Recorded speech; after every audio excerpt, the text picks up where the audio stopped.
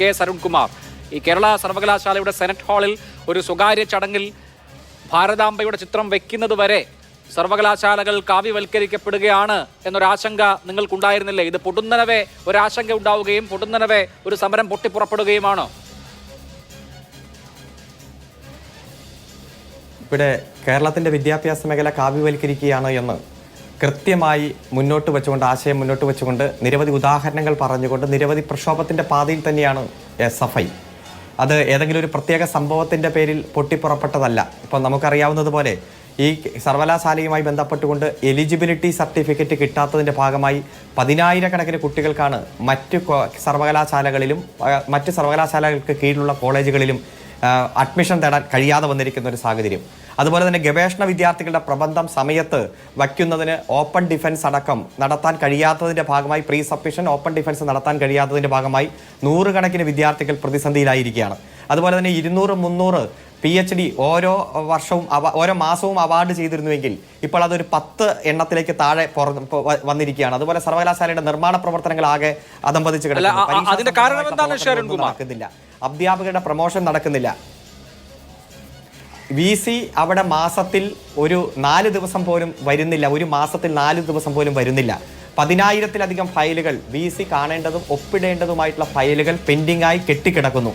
ഒരു VC ചെയ്യേണ്ട ചുമതലകൾ, അദ്ദേഹത്തിൻ്റെതായിട്ട് മാത്രം ചെയ്യേണ്ട ചുമതലകൾ നിർവഹിക്കാതെ ഈ സർവകലാശാലകളിൽ വിദ്യാർത്ഥികൾക്കും അധ്യാപകർക്കും നിരന്തരം പ്രതിസന്ധി ഉണ്ടാക്കിക്കൊണ്ടിരിക്കുന്നു. കേരളം ഇടതുപക്ഷ ജനാധിപത്യ മുന്നണി ഭരിക്കുന്നു.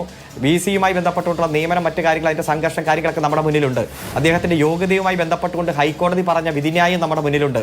അദ്ദേഹത്തിൻ്റെ ഒരു യോഗ്യതയുമില്ലാത്ത ആളാണ് അദ്ദേഹമെന്ന് ഹൈക്കോടതി കണ്ടെത്തിയിട്ടും തുടരാൻ അനുവദിച്ച ഒരു സാഹചര്യമെല്ലാം നിലനിൽക്കുമ്പോൾ ഇവിടെ മൊത്തം പ്രശ്നമാണ്. കുട്ടികൾക്ക് തുടർ പഠനം നടത്താൻ കഴിയുന്നില്ല, സർവകലാശാലയിൽ യാതൊരുവിധ അനുബന്ധ പ്രവർത്തനം നടക്കുന്നില്ല, നിർമ്മാണ പ്രവർത്തനം നടക്കുന്നില്ല, സെമിനാറുകൾ നടക്കുന്നില്ല, അധ്യാപകരുടെ പ്രൊമോഷൻ നടക്കുന്നില്ല.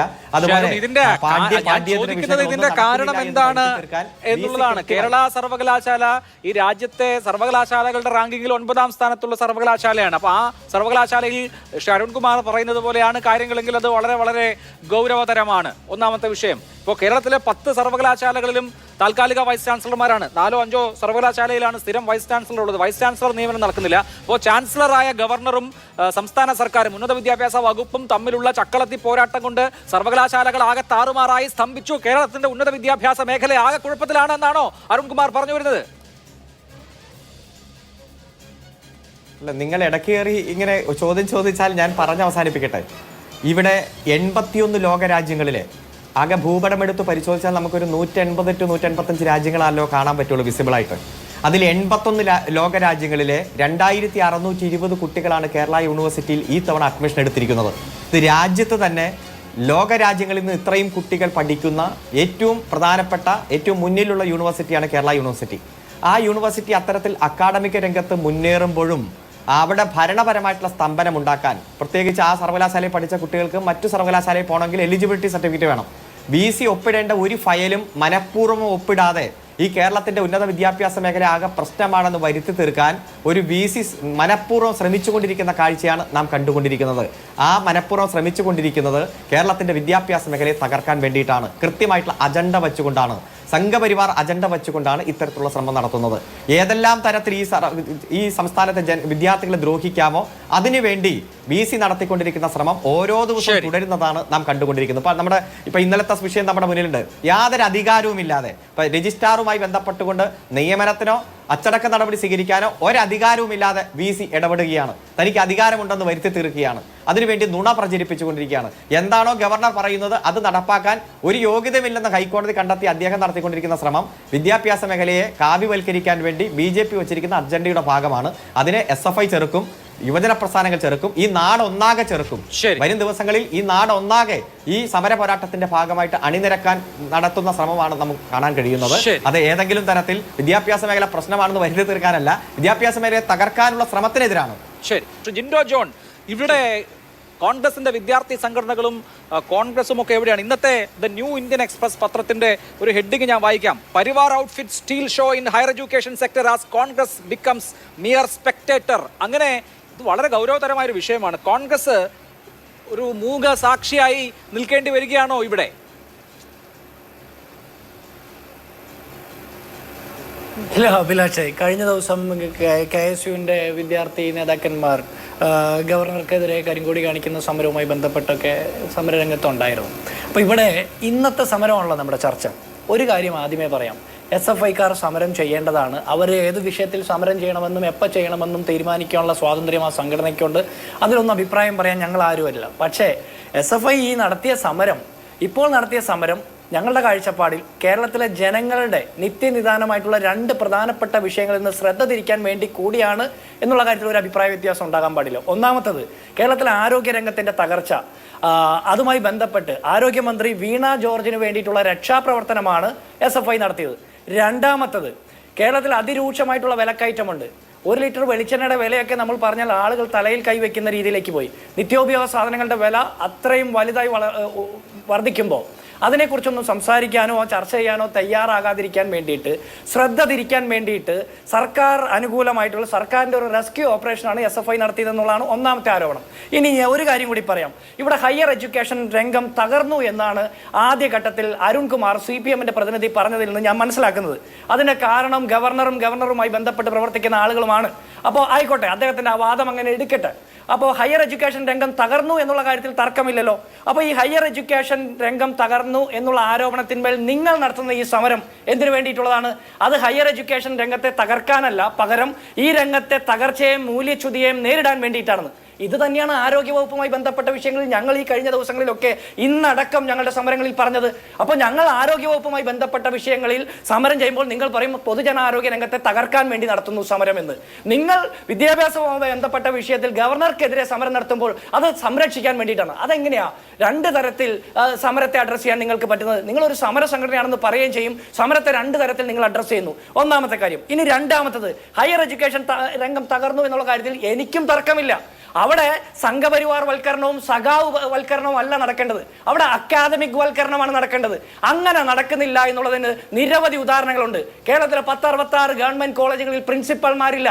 അതിന്റെ പ്രധാനപ്പെട്ട കാരണം എന്താ? പ്രിൻസിപ്പൽമാരുടെ ലിസ്റ്റിൽ കേരളത്തിലെ ഉന്നത വിദ്യാഭ്യാസ മന്ത്രി R. ബിന്ദു ഇടപെടൽ നടത്തി എന്നുള്ള വാർത്ത പുറത്തു വന്നു.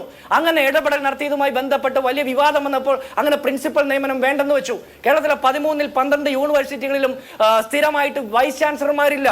അല്ലെങ്കിൽ ഈ നിങ്ങൾ പറഞ്ഞ എലിജിബിലിറ്റി സർട്ടിഫിക്കറ്റ് അടക്കം നിരവധിയായിട്ടുള്ള സർട്ടിഫിക്കറ്റുകൾ കൊടുക്കാനായിട്ടുള്ള സാഹചര്യങ്ങളില്ല.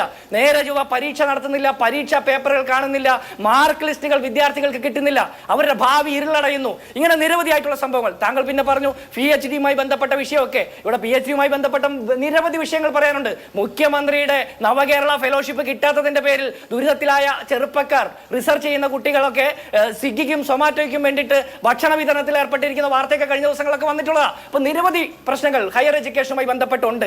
അതിന്റെ പൂർണ്ണ ഉത്തരവാദിത്തം ഗവർണർക്കല്ല, പകുതി ഉത്തരവാദിത്തം കേരളത്തിലെ ഉന്നത വിദ്യാഭ്യാസ വകുപ്പിനും അതിന് നേതൃത്വം കൊടുക്കുന്ന R. ബിന്ദുവിനും പിണറായി വിജയൻ സർക്കാരിനുമാണ്. പകുതി ഉത്തരവാദിത്തമാണ് ഗവർണർക്കുള്ളൂ. ഈ ഗവർണറും സർക്കാരും ചക്രവർത്തി പോരാട്ടത്തിനിടയ്ക്ക് മാത്രമാണോ നിങ്ങൾ കാണുന്നത്? അതിന് പിന്നിൽ ഒരു പൊളിറ്റിക്കൽ പ്രൊജക്റ്റും ഇല്ല, കാര്യങ്ങളെല്ലാം നിഷ്കളങ്കമാണ് എന്നാണോ വിചാരിക്കുന്നത്? നോക്കൂ, ഇപ്പോൾ BJPക്ക് അല്ലെങ്കിൽ സംഘപരിവാറിന് കേരളത്തിലെ സർവകലാശാല സിൻഡിക്കേറ്റിലൊക്കെ എത്ര അംഗങ്ങളുണ്ട്? കേരള സർവകലാശാലയിൽ 2 അംഗങ്ങൾ BJPക്കും 1 അംഗമാണ് കോൺഗ്രസിനുള്ളത്. കേരളത്തിലെ സർവകലാശാല സിൻഡിക്കേറ്റുകളിലേക്ക്, വിവിധ ചെയറുകളിലേക്ക് സംഘപരിവാർ ആശയമുള്ള ആളുകൾ വരുന്നത് കുഴപ്പമില്ല എന്നാണോ വിചാരിക്കുന്നത് താങ്കൾ? അത് എങ്ങനെ വരുന്നു എന്നുള്ളത് ശ്രദ്ധേയമാണ്. ഗവർണർ നോമിനേറ്റ് ചെയ്യുന്നു സെനറ്റ് അംഗങ്ങളെ, പിന്നീട് നടക്കുന്ന തെരഞ്ഞെടുപ്പ് വഴിയാണ് സിൻഡിക്കേറ്റിലേക്ക് വരുന്നത്. വളഞ്ഞ വഴിയിലൂടെയാണ് വരുന്നത്. കേരളത്തിലെ സർവകലാശാല വൈസ് ചാൻസലർമാർ ഗവർണറുമായി നേരിട്ട് അടുപ്പമുള്ള, അതല്ലെങ്കിൽ ആ പ്രത്യയശാസ്ത്രമായി നേരിട്ട് റിപ്പോർട്ട് ചെയ്യുന്ന ആളുകളായി വരുന്നത്. ഇതിന് കോൺഗ്രസ് അധ്യാപക സംഘടനയുടെ നേതാക്കളായിരുന്ന ആളുകൾ പോലും നോക്കൂ. Doctor P. രവീന്ദ്രൻ, അദ്ദേഹം ഇന്നലെ കഴിഞ്ഞ ദിവസം സേവാഭാരതിയുടെ പരിപാടിക്ക് പോകുന്നത് കൊണ്ട് കാലിക്കറ്റ് യൂണിവേഴ്സിറ്റിയിലെ കോൺഗ്രസ് അധ്യാപക സംഘടനാ നേതാവായിരുന്നു. അപ്പോൾ ഈ രംഗം സമ്പൂർണ്ണമായി കേന്ദ്രം ഭരിക്കുന്ന പാർട്ടി നിയന്ത്രണാധികാരത്തിലേക്ക് കൊണ്ടുവരുന്നതിൽ രാഷ്ട്രീയമായ ഒരു പ്രശ്നവുമില്ല. വിലക്കയറ്റവും ആരോഗ്യ മേഖലയിൽ പ്രശ്നങ്ങളൊക്കെ അവിടെ ഉണ്ട്, ഇല്ലാത്ത വിഷയമൊന്നുമല്ല, അതുണ്ട്. പക്ഷേ മറ്റേ കാര്യം കുഴപ്പമില്ലാത്ത കാര്യമാണ് എന്ന് ഒരു നിലപാടിലെത്തിയോ കോൺഗ്രസ്? അല്ല, ഞാൻ അങ്ങനെയല്ലല്ലോ എത്തിയത്. ഞാൻ പറഞ്ഞതിൽ നിന്ന് അഭിലാഷ് അങ്ങനെ തെറ്റിദ്ധരിച്ചെങ്കിൽ താങ്കൾ എന്നോട് ക്ഷമിക്കണം. ഞാൻ അങ്ങനെയല്ല ഉദ്ദേശിച്ചത്. ഇവിടെ ജനങ്ങളുടെ നിത്യനിദാനമായിട്ടുള്ള പ്രശ്നങ്ങളിൽ നിന്ന് ശ്രദ്ധ തിരിക്കപ്പെടാൻ പാടില്ല. വിലക്കയറ്റവും ആരോഗ്യരംഗവുമായി ബന്ധപ്പെട്ട വിഷയങ്ങൾ തന്നെ ചർച്ച ചെയ്യപ്പെടണം. അതോടൊപ്പം കേരളത്തിലെ ഉന്നത വിദ്യാഭ്യാസ രംഗത്ത് ഗവർണറുടെ നേതൃത്വത്തിൽ നടക്കുന്ന RSS വൽക്കരണത്തിനെതിരെയും പ്രതിഷേധങ്ങൾ ഉണ്ടാവണം. അതുപോലെ ഉന്നത വിദ്യാഭ്യാസത്തിന്റെ തകർച്ചയിൽ ഉന്നത വിദ്യാഭ്യാസ മന്ത്രിക്ക്, ഉന്നത വിദ്യാഭ്യാസ വകുപ്പിനുമുള്ള ആ ബന്ധങ്ങളെ കുറിച്ചിട്ടും അവരുടെ റോളിനെ കുറിച്ചും ചർച്ചയുണ്ടാകണം. ഞാൻ എന്റെ പോയിന്റ് ഫിനിഷ് ചെയ്യുന്നതിന് മുമ്പാണ് താങ്കൾ ഇടപെട്ടത്. അതുകൊണ്ടാണ് അത് ക്ലാരിറ്റി വരാതിരുന്നത്? ഒന്ന്, കേരളത്തിലെ SFI നടത്തുന്ന ഈ സമരം സർട്ടിഫിക്കറ്റുകൾ നേരാവണ്ണം കൊടുക്കാത്തതിന്റെ പേരിലോ, നേരാവണ്ണം എക്സാംസ് നടത്താത്തതിന്റെ പേരിലോ, എക്സാമിന്റെ റിസൾട്ട് പബ്ലിഷ് ചെയ്യാത്തതിന്റെ പേരിലോ, ഉത്തരക്കടലാസുകൾ കാണാതായതിന്റെ പേരിലോ, വൈസ് ചാൻസലർമാരും അല്ലെങ്കിൽ സർക്കാർ മെഡിക്കൽ കോളേജുകളിൽ പ്രിൻസിപ്പൽമാരില്ലാത്തതിന്റെ പേരിലോ, ഉന്നത വിദ്യാഭ്യാസ രംഗത്തെ മൂല്യച്യുതിയുടെ പേരിലല്ല ഈ സമരം. ഇത് ഗവർണർക്കെതിരെ RSS വൽക്കരണത്തിനെതിരെയുള്ള സമരമാണ്. ആ സമരത്തിന്റെ ആ മെറിറ്റ് ഞാൻ എടുക്കുന്നു. ഒരു കാര്യം ചോദിക്കട്ടെ, ഇതേ SFI കേരളത്തിലുള്ള സമയത്തല്ലേ പിണറായി വിജയന്റെ ഇഷ്ടക്കാരനായിട്ടുള്ള ഗോപിനാഥ് രവീന്ദ്രനെ കണ്ണൂർ യൂണിവേഴ്സിറ്റിയുടെ വൈസ് ചാൻസലറായിട്ട് വെക്കുകയും കണ്ണൂർ യൂണിവേഴ്സിറ്റിയുടെ കരിക്കുലത്തിനകത്ത് സിലബസിനകത്ത് ബെഞ്ച് ഓഫ് തോട്ട്സ് പഠിപ്പിക്കാൻ വെക്കുകയും ചെയ്തത്? അപ്പോൾ ഈ SFI കണ്ടില്ലേ? ഈ RSSകാരായിട്ടുള്ള ഗവർണർമാർ കേരളത്തിൽ വന്ന് നിരവധി പ്രവർത്തനങ്ങൾ നടത്തിയപ്പോൾ ഇവരാരും കണ്ടില്ലേ? ഇങ്ങനെ നിരവധി സംഭവങ്ങൾ കേരളത്തിൽ നടന്നിട്ടുണ്ട്. ഇവിടെ ഒറ്റപ്പെട്ട ഒരു സംഭവത്തിന്റെ പേരിലല്ല സമരം നടത്തേണ്ടത്. കേരളത്തിൽ ഗവർണർമാർ ആരിഫ് മുഹമ്മദ് ഖാന്റെ കാലം തൊട്ട് ആർലേക്കറുടെ കാലം വരെ നിരവധിയായ സംഭവങ്ങളുണ്ട് സംഘപരിവാരവൽക്കരണത്തിന്റെ. അതിനെതിരെ ആദ്യം തൊട്ട് കൃത്യമായിട്ട് സൂചന കൊടുക്കുകയും നേരിട്ട് സമരം ചെയ്യുകയും പ്രതിഷേധിക്കുകയും ചെയ്ത് കോൺഗ്രസും UDF അല്ലേ? ആരിഫ് മുഹമ്മദ് ഖാനെതിരെ പ്രമേയം കൊണ്ടുവന്നപ്പോ ഞങ്ങൾക്കെതിരെ ആയിരുന്നില്ലേ ഗവർണറും സർക്കാരും? അതുപോലെ ആർലേക്കർ വന്നപ്പോൾ ഈ ആർലേക്കർ RSSന്റെ ഏജന്റ് ആണെന്നും പറഞ്ഞ് അയാളെക്കെതിരെ സമരം ചെയ്യണം, അയാളെ എതിർക്കണം എന്ന് പറഞ്ഞ് കോൺഗ്രസിനെ ആക്ഷേപിക്കുന്ന നിലപാടല്ലേ CPM എടുത്തത്? ബീഹാറിൽ ആർലേക്കർക്കെതിരെ സമരം ചെയ്ത കോൺഗ്രസ് ഗാന്ധി വിരുദ്ധമായിട്ടുള്ള പ്രസ്താവന നടത്തിയതിന്റെ പേരിൽ CPM എന്തെങ്കിലും ചെയ്തോ? CPM പക്വമതിയായ ഗവർണർ എന്ന് പറഞ്ഞ വലിയ കിരീടം ചൂടിക്കൊടുക്കുകയാണ് ചെയ്തത്. ഈ ഗവർണർ പക്വമതിയാണെന്നാണ് പിണറായി വിജയന്റെ സ്റ്റേറ്റ്മെന്റ്. ഈ ഗവർണർക്ക് അനുകൂലമായിട്ടുള്ള സ്റ്റേറ്റ്മെന്റ് ആയിരുന്നു MV ഗോവിന്ദന്റെ ഭാഗത്തു നിന്നുണ്ടായത്. ദേശാഭിമാനി പത്രത്തിൽ ലേഖനം എഴുതുന്ന സാഹചര്യം ഉണ്ടായിരുന്നു. ഇതേ ഗവർണറുടെ സാന്നിധ്യത്തിൽ പ്രഭാത ഭക്ഷണവും പ്രാതൽ നയതന്ത്രവും നടത്തുന്ന സാഹചര്യം ഉണ്ടായിരുന്നു. ഇതേ ഗവർണറെ മറ്റ് 2 RSSകാരായിട്ടുള്ള ഗവർണർമാരെയും അത്താഴ വിരുന്നിന് പിണറായി വിജയൻ ക്ഷണിക്കുന്ന സാഹചര്യം ഉണ്ടായിരുന്നു. അപ്പോൾ ഈ ഗവർണർ ഇവരുടെ ഇഷ്ടക്കാരനല്ലാതെ വാങ്ങുന്നത് എപ്പോഴാണ്? ഇവരുമായിട്ടുള്ള കച്ചവടത്തിനകത്ത് കച്ചവടത്തിനകത്ത് അഭിപ്രായ വ്യത്യാസം വരുമ്പോൾ. ഇനി ഭാരതാംബ ചിത്രവുമായി ബന്ധപ്പെട്ട വിവാദമാണെങ്കിൽ ഈ ഗവർണർ വന്നിട്ട് ആദ്യം ചെയ്തത് പഹൽഗാം ആക്രമണവുമായി ബന്ധപ്പെട്ട വിഷയത്തിൽ സെമിനാർ സംഘടിപ്പിക്കാൻ ഗുരുമൂർത്തിയെ കൊണ്ടുവന്ന് രാജ്ഭവനിൽ സെമിനാർ നടത്തിയപ്പോൾ പ്രതിപക്ഷം എതിർത്തു. മുഖ്യമന്ത്രി ഒരു അക്ഷരം പറഞ്ഞോ?